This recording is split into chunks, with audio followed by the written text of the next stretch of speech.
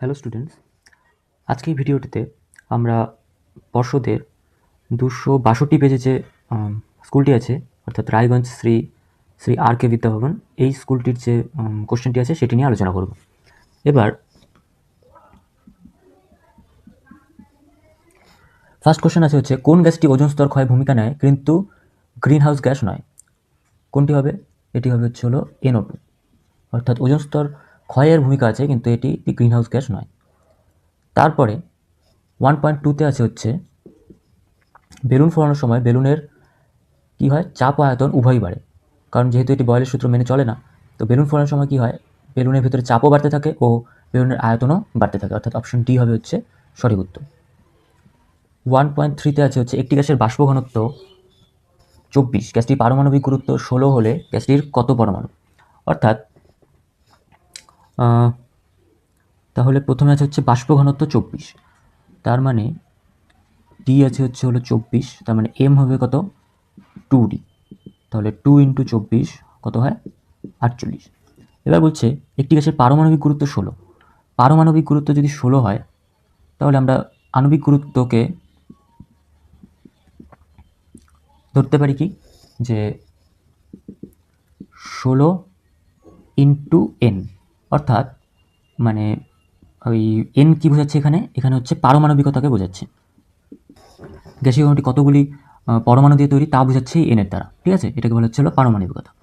তাহলে আমরা কি লিখতে পারি, যে 16 × n হচ্ছে ওই গ্যাসটির আণবিক গুরুত্ব কত ছিল, 48। তাহলে n কত হচ্ছে 48 ভাগ হচ্ছে 16, তার মানে 3। তার মানে গ্যাসটির পারমাণবিকতা হবে হচ্ছে, বা গ্যাসটি কত পরমাণু, সেটা হচ্ছে 3 পরমাণু। বোঝা যাচ্ছে এটা ওজোন গ্যাসকে আসলে বোঝাচ্ছে, ঠিক আছে। তারপরে আছে হচ্ছে, কঠিনের তাপীয় প্রসারণে α/β/γ কত হয়?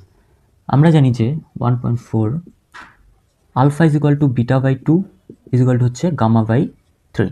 তো এখান থেকে বলছে যে এদের মানে অনুপাতটা কত, অর্থাৎ ইস্টুতে এটা কত হয়। তাহলে এটাকে বার করার জন্য আমরা কী নিয়ম ব্যবহার করতে পারি, যে প্রথমে α যদি β/2 নিই তাহলে কি দাঁড়াচ্ছে, 2α হচ্ছে বিটা। আবার যদি আমরা β/2 γ/3 নেই তাহলে দাঁড়াচ্ছে হচ্ছে 3β, বা 3β 2γ। এখানে যদি আমরা α/β করি তাহলে কি দাঁড়াচ্ছে 1/2, অর্থাৎ α/β দাঁড়াচ্ছে হচ্ছে 1:2। এবার এখানে যদি আমরা দেখি বিটা বাই যদি গামা করি তাহলে দাঁড়াচ্ছে কি 2/3, অর্থাৎ β/γ দাঁড়াচ্ছে হচ্ছে 2:3। তাহলে এখানেও বিটার মান 2 পেলাম, এখানেও বিটার মান 2 পেলাম। তার মানে আমরা একবার কি লিখতে পারি, α/β/γ কি লেখা যায় 1:2:3, অর্থাৎ অপশন এ হলো সঠিক উত্তর, ঠিক আছে। তারপরে 1.5 আছে হচ্ছে, কোন বর্ণের আলোর জন্য কোন বর্ণের আলোর গতিবেগ সবচেয়ে বেশি? এখানে কোশ্চেনটা ভুল আছে, কারণ এটা বলতে হতো যে কোনো মাধ্যমে কোন বর্ণের আলোর গতিবেগ সবচেয়ে বেশি, কারণ শূন্য মাধ্যমে সব বর্ণের গতিবেগ সমান হয়, অর্থাৎ সব বর্ণই ওখানে 3 × 10⁸ মিটার/সেকেন্ড বেগে চলে। যে অন্য কোনো মাধ্যমে প্রবেশ করার পরেই বিভিন্ন বর্ণের আলোর গতিবেগ বিভিন্ন হতে পারে। তাহলে এখানে বলছে যে কোন বর্ণের আলোর গতিবেগ বেশি, আসলে কোশ্চেনটা হতো এরকম, যে কোনো মাধ্যমে কোন বর্ণের আলোর গতিবেগ বেশি। কোন বর্ণের আলোর গতিবেগ বেশি আমরা জানি কি, লাল বর্ণের আলোর গতিবেগ কোনো মাধ্যমে সবচেয়ে বেশি হয়, তার জন্যই লাল বর্ণ কী হয়, ওই বিচ্যুতি কম ঘটে, ঠিক আছে। লাল বর্ণের গতিবেগ সবচেয়ে বেশি, তাহলে অপশন সি হবে হচ্ছে সঠিক উত্তর। 1.6 আছে হচ্ছে, একটি বস্তুকে উত্তল লেন্স থেকে 2f এর চাইতে বেশি দূরত্বে রাখলে সেই লেন্স সৃষ্ট প্রতিবিম্ব হবে 2f এর চাইতে দূরে।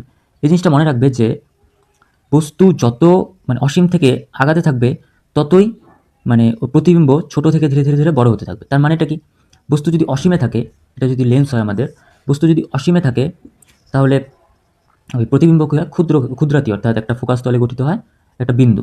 তারপরে যদি বস্তুকে আমি একটু আগিয়ে নিয়ে আসি তাহলে এই প্রতিবিম্বটা একটু বড় হয়। তারপরে যদি আরও আগিয়ে নিয়ে আসি বস্তুকে, তাহলে প্রতিবিম্ব যখন একদম 2f চলে আসে তখন কি আসে, বস্তু আর প্রতিবিম্ব একদম সমান দৈর্ঘ্য রয়েছে, ঠিক আছে। আবার 2f থেকে যখন f এর মাঝখানে চলে আসে তখন প্রতিবিম্ব আরও বড় হয়ে যায়। যখন 2f থেকে আরও আগায় তখন হচ্ছে আরও বড়। যখন একদম ফোকাসে চলে যায় তখন বস্তুর প্রতিবিম্ব যেটা সেটা একদম অসীমে গঠিত হয়, অর্থাৎ অনেকটাই বড়, বৃহদাকৃতি। তো এখানে আমাদের বলেছিল যে 2f এর চাইতে বেশি দূরত্ব, অর্থাৎ 2f তার থেকে বেশি দূরত্ব।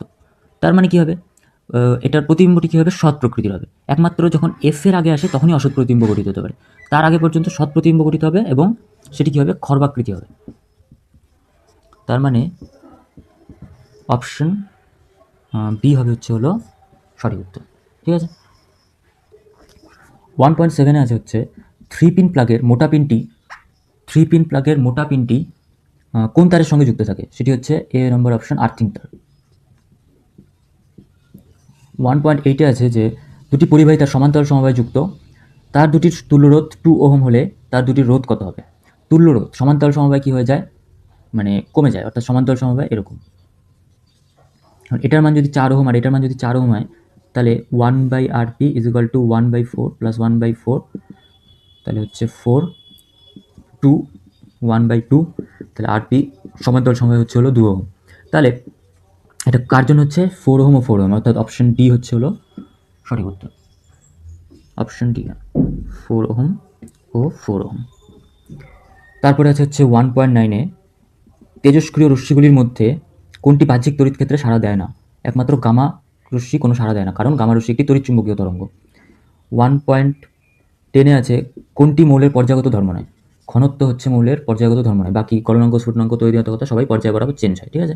1.11-এ আছে হচ্ছে অ্যাসিটিলিনের মধ্যে সিএইচ বন্ধনের সংখ্যা। অ্যাসিটিলিন মানে হচ্ছে HC ট্রিপল বন্ড CH, তাহলে HCH বন্ধনের সংখ্যা কয়টা, এটা একটা দুটো, তাহলে অপশন হবে হচ্ছে বি। এটা হচ্ছে অপশন এ ছিল, অপশন বি 2। 1.12-এ আছে হচ্ছে 1.12 আছে হচ্ছে তড়িৎ বিশ্লেষণে বিয়োজনে উৎপন্ন ক্যাটায়ন আয়নের সংখ্যা। এটা হবে অপশন বি, অর্থাৎ সমান হতেও পারে নাও হতে পারে। যদি পুরোটার আধান হয়, আধান সমান হবে, যেমন ধরি আমি Al2O3, এটার ক্ষেত্রে কি হলো 2Al3+ 3O2-, অর্থাৎ কি ক্যাটায়ন আছে দুটো, অ্যানায়ন আছে তিনটে, কিন্তু আমি যদি টোটাল আধান করি, এখানেও কি 3 দুগুণে 6, 6টা পজিটিভ আধান, এখানেও 3 দুগুণে 6, 6টা নেগেটিভ আধান। তার মানে আধান সমান হয়, কিন্তু ওদের ক্যাটায়ন অ্যানায়নের সংখ্যা সমান নাও হতে পারে। ঠিক আছে। 1.13 আছে কোন গ্যাসটি কীপযন্ত্রে প্রস্তুত করা যায় না, সেটি হবে হচ্ছে অক্সিজেন। 1.14 আছে কোন পদ্ধতিতে জিঙ্ক ধাতু নিষ্কাশন করা হয়, সেটি হচ্ছে কার্বন বিজারণ। জিঙ্ক অক্সাইডের সাথে কার্বনের বিক্রিয়ায় জিঙ্ক ধাতু প্লাস কার্বন মনোক্সাইড উৎপন্ন হয়। ঠিক আছে। তারপরে আছে হচ্ছে ফর্মিক অ্যাসিডের আয়ুপাক নাম কি। ফর্মিক অ্যাসিড হচ্ছে হলো HCOOH, তার মানে আয়ুপাক নাম কি হবে, একটা মাত্র যেহেতু কার্বন, মিথানোয়িক অ্যাসিড।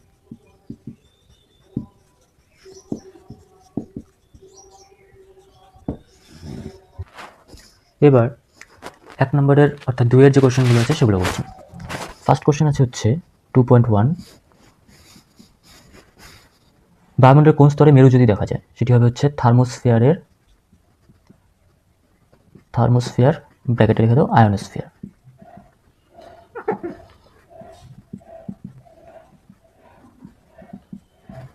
2.2-তে আছে হচ্ছে গ্যাসোহল কি। গ্যাসোহল হচ্ছে হলো গ্যাসোলিনের সঙ্গে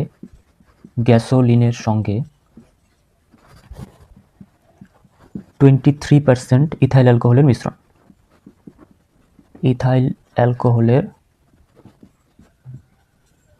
মিশ্রণ। যা জ্বালানি হিসেবে ব্যবহার করা হয়। 2.3-তে আছে না, এটার অথবা আছে যে পরিবেশ সংক্রান্ত OPD এর ফুল ফর্ম কি। OPD হচ্ছে হলো অপটিমাম পার্টিকেল ডেন্সিটি।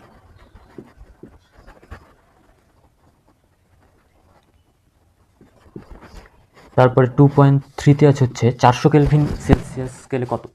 এবার 400 কেলভিন মানে হচ্ছে হলো, আমরা যদি এটার থেকে 273 বাদ দিয়ে দিই, তাহলে দাঁড়াচ্ছে 3 7 2 127 ডিগ্রি সেলসিয়াস। 2.4-এ আছে গ্যাসীয় পদার্থের চাপ সৃষ্টির কারণে গ্যাসের অণুগুলির গতিশীলতা।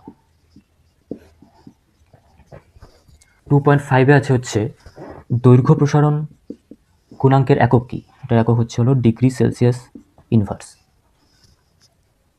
এটার অথবা আছে হচ্ছে গ্যাসের শুধুমাত্র ড্যাশ প্রসারণ হয়, আয়তন প্রসারণ হয়। 2.7-এ আছে আলোক তরঙ্গ কি প্রকৃতির তরঙ্গ, তড়িৎ চুম্বকীয় তরঙ্গ। 2.8 আছে হচ্ছে তড়িৎ বিভবের এসআই একক কি, ভোল্ট। 2.9 আছে সিজিএস পদ্ধতিতে রোধাঙ্কের একক কি, stat ohm centimetre, stat ohm centimetre. 2.10 আছে হচ্ছে কোন পরমাণু নিউট্রন নেই, প্রোটিয়াম পরমাণু, অর্থাৎ 1H1, যেটাকে বলা হয় সাধারণ হাইড্রোজেন বা প্রোটিয়াম।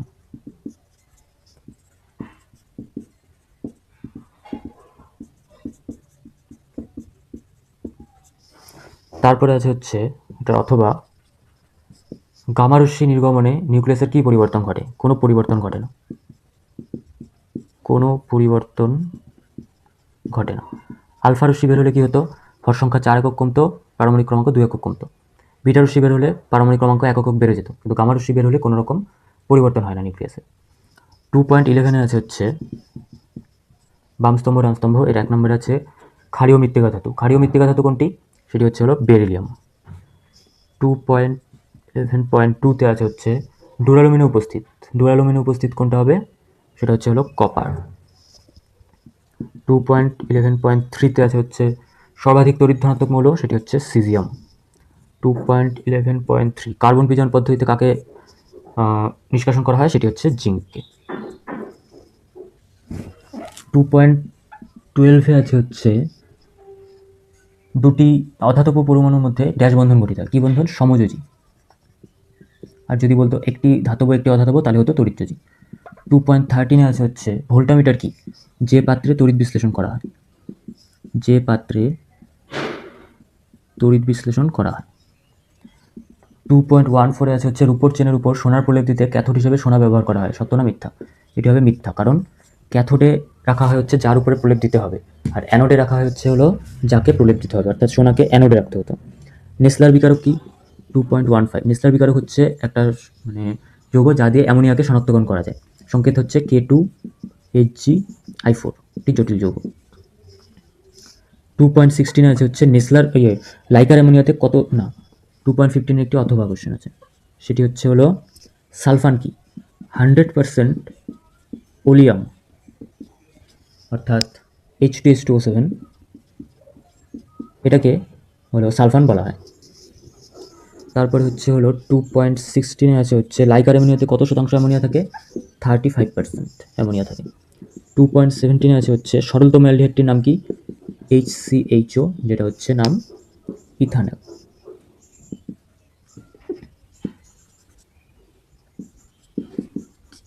বা অ্যাসিটালডিহাইড, সরি ইথানল বা ফর্মালডিহাইড। তারপরে হচ্ছে 2.18 এলপিজির full form, liquefied petroleum gas. তারপর হচ্ছে অথবাতে মিথেনের HCH কোণের মান কত, 109 ডিগ্রি 28 মিনিট। মিথেন দেখতে কীরকম হয়, এরকম। এর মধ্যে প্রত্যেকটি কোণ 109 ডিগ্রি 28 মিনিট করে, ঠিক আছে। এখানে এই কোশ্চেনটি শেষ হলো। ভিডিওটি যদি ভালো লাগে একটি লাইক করে সাবস্ক্রাইব করে দিও চ্যানেলটি, আর ভালো মতো পড়াশোনা করো।